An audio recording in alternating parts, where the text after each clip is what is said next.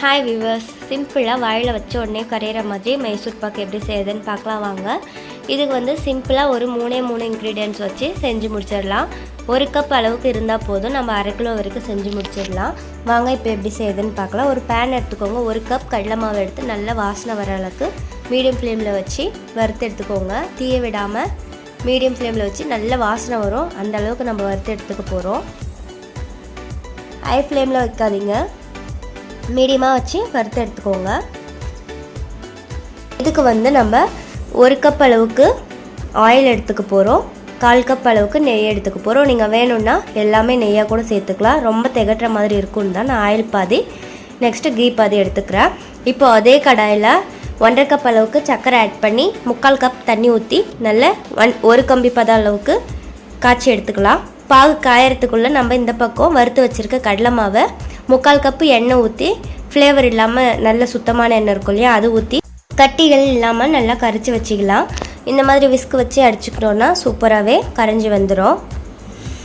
இப்போது இது கரைச்சி வைக்கிறதுக்குள்ளே அந்த பக்கம் பார்த்திங்கன்னா சர்க்கரை பாகு வந்து ஓரளவுக்கு ரெடி ஆகிடுச்சு. நான் எடுத்து காட்டுறேன் பாருங்கள். 1 கம்பி பத அளவுக்கு வந்த உடனே நம்ம மிக்ஸ் பண்ணி வச்சுருக்க மிக்ஸை இதில் ஊற்றி கிண்ட போகிறோம். நீங்கள் 2 கம்பி பதம் இந்த மாதிரி ஜாஸ்தி போச்சுன்னா மொறுமொறுப்பாக ஒரு இல்லையா ஒரு மைசூர் பாக்கு அந்த மாதிரி ஆகும். சாஃப்டான மைசூர் பாக்கு கிடைக்கணும்னா இதே மாதிரி 1 கம்பி பதம் எடுத்து பாருங்கள். 1 கம்பி பதம் ஒரு நூல் மாதிரி வந்து இப்படி உடையும், அந்த மாதிரி இருக்கணும். அதுதான் கரெக்டான கன்சிஸ்டன்சி. இப்போ வந்து நம்ம கரைச்சி வச்சுருக்க கடலை மாவு மிக்ஸிங்கை இதில் ஆட் பண்ணிக்கலாம்.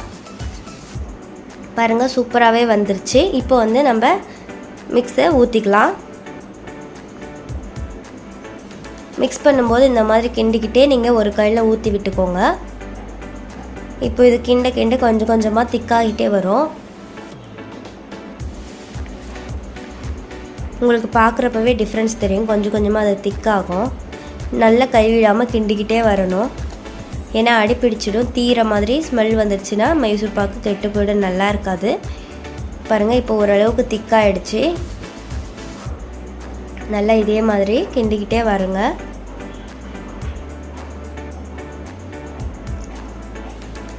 பபிள்ஸாக வருது இல்லையா, இந்த ஸ்டேஜில் வந்து நம்ம ஒரு பக்கம் 1/2 கப் நெய்யை வந்து காய்ச்சி வச்சுக்கோங்க, சூடு பண்ணி வச்சுக்கோங்க.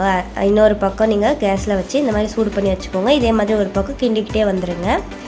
ஏன்னா ரெடி பண்ணி வச்சிட்டோன்னா டக்குன்னு நம்ம ஊற்றி மிக்ஸ் பண்ணிக்கிட்டே வந்துடலாம். இப்போ வந்து காய்ச்சி வச்சுருக்க நெய்யை கொஞ்சம் கொஞ்சமாக ஆட் பண்ணி இந்த மாதிரி கிண்டிக்கிட்டே வந்துடுங்க.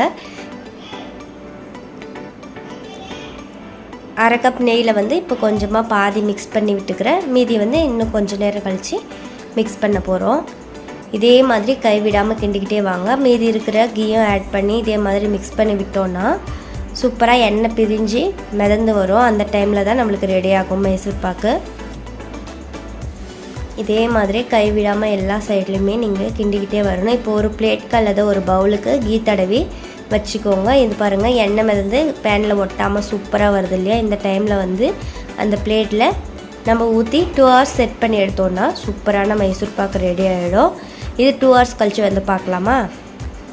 இந்த மாதிரி ஊற்றி விட்டுக்கோங்க. ஊற்றி விட்டுட்டு டேப் பண்ணி வச்சுட்டுங்க. ஈவனாக ஸ்ப்ரெட் பண்ணி 2 hours கழித்து நம்ம பார்க்கலாம். இப்போ பார்த்தீங்கன்னா சூப்பராகவே காஞ்சிடுச்சு, நல்லா ட்ரை ஆகிடுச்சு. நீங்கள் அப்படியே கவுத்து போட்டிங்கனாவும் வந்துடும். நான் இப்படியே பீஸ் போடுறதுக்கு ஈஸியாக இருக்குன்றனால இப்படியே பீஸ் போட்டு எடுத்துக்கிறேன். உங்களுக்கு எந்த ஷேப்பில் வேணுமோ அந்த மாதிரி கட் பண்ணி எடுத்துக்கலாம். பாருங்கள், எவ்வளோ சாஃப்டாக சூப்பராக இருக்குது. டேஸ்ட் அவ்வளோ சூப்பராக இருந்துச்சு. வாயில் வச்ச உடனே அப்படியே மெல்ட் ஆகிட்டு உள்ளே போகுதுங்க. சூப்பராக இருந்துச்சு. நீங்களும் இதே மாதிரி இதே மெஷர்மெண்ட்டில் செஞ்சு பார்த்தீங்கன்னா உங்களுக்கு கண்டிப்பாக பர்ஃபெக்டாக வரும். ட்ரை பண்ணி பாருங்கள். நம்ம சேனலில் வந்து நிறைய ரெசிபிஸ் இருக்குது, பிடிச்சிருந்தா சப்ஸ்கிரைப் பண்ணி வச்சுக்கோங்க. இப்போ பாருங்கள், நான் எடுத்து காட்டுறேன்.